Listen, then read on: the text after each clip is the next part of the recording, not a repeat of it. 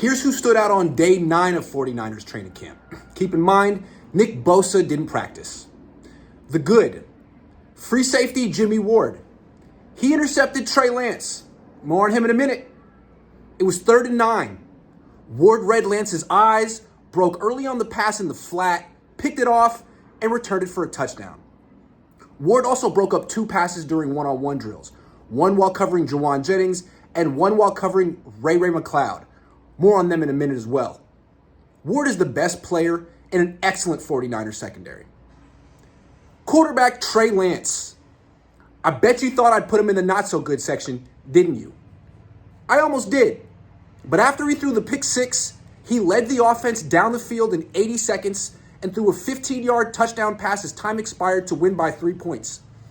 He stepped up in the pocket, bought time by rolling left, stopped, spotted Ray McLeod open in the end zone, and fired a beautiful touchdown pass across the field.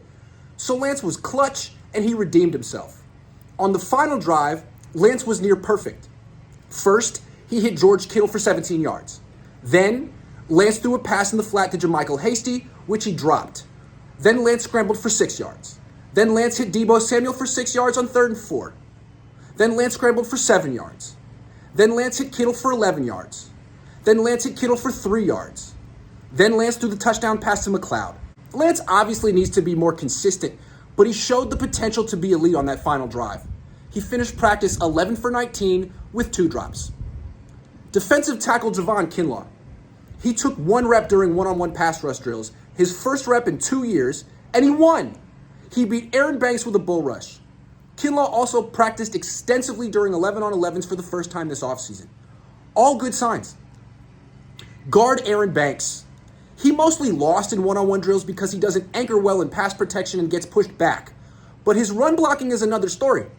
Today during 11-on-11s, Banks knocked Kinlaw to the ground and opened up a huge hole for Elijah Mitchell, who burst through it and gained 30 yards.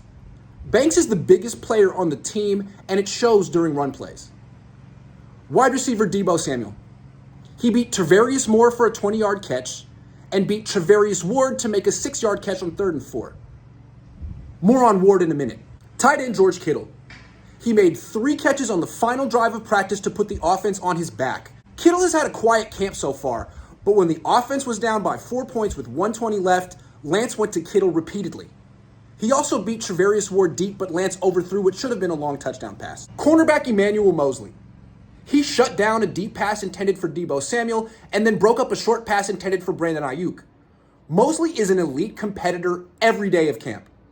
Deebo can't beat him right now, mostly because he isn't in regular season form yet. Mosley sure is. Guard Spencer Burford. He beat Kevin Givens and Kerry Hyder during one-on-ones. Burford is terrific in that pass protection drill. Wide receiver Ray McLeod. He caught 4 passes during team drills, including the only touchdown catch of practice. Just based on camp, McLeod should be the number 3 receiver, not Juwan Jennings. Offensive tackle Jordan Mills. He signed with the 49ers this morning and then won all of his reps during one-on-ones. Granted, he's a veteran going against 3rd stringers. Still, he looked better than Justin School. More on him in a minute. Running back Ty Davis Price. He carried the ball 4 times with the first-string offense and gained 20 yards. That's 5 yards a carry against an elite defense. Davis Price always finishes runs violently by slamming into the player trying to stop him.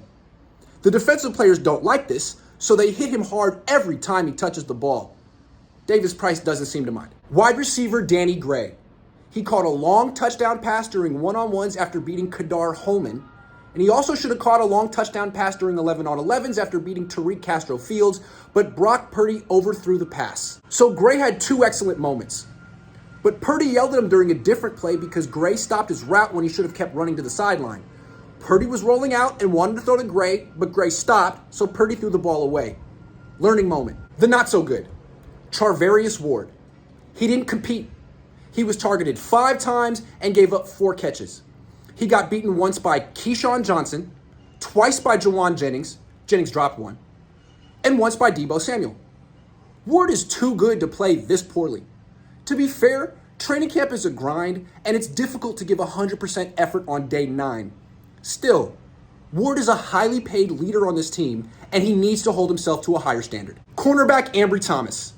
He almost broke up a pass, but gave up 2 catches instead. Wide receiver Juwan Jennings. He caught a pass from Lance for the first time since last Saturday. He also dropped a pass from Lance, which Jennings seems to do once a day. He also slipped during a route which led to an incomplete pass. Jennings must be a gamer because he's not good in practice. Offensive tackle Justin School. He lost most of his reps during one-on-one pass rush drills.